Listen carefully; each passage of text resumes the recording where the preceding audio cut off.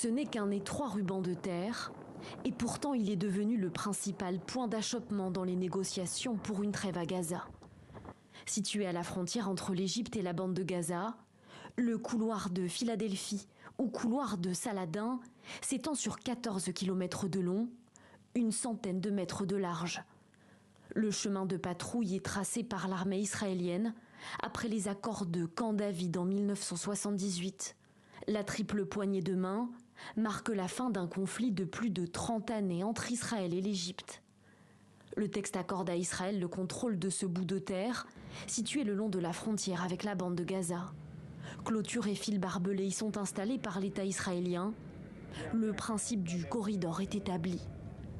Tel Aviv contrôle la circulation des Palestiniens, tente d'empêcher l'acheminement dans les tunnels d'armées de matériaux entre l'enclave palestinienne et le Caire.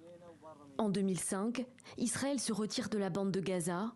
Le corridor devient une zone tampon. Son contrôle passe entièrement aux mains des Égyptiens.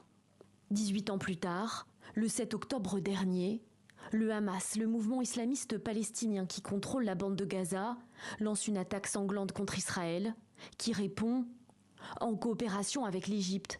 L'armée israélienne pénètre dans la zone tampon du corridor de Philadelphie et compte bien y rester. Benyamin Netanyahou, le premier ministre israélien, exige de récupérer le contrôle exclusif du couloir. Sans cette condition, il n'y aurait pas de trêve possible entre Israël et le Hamas.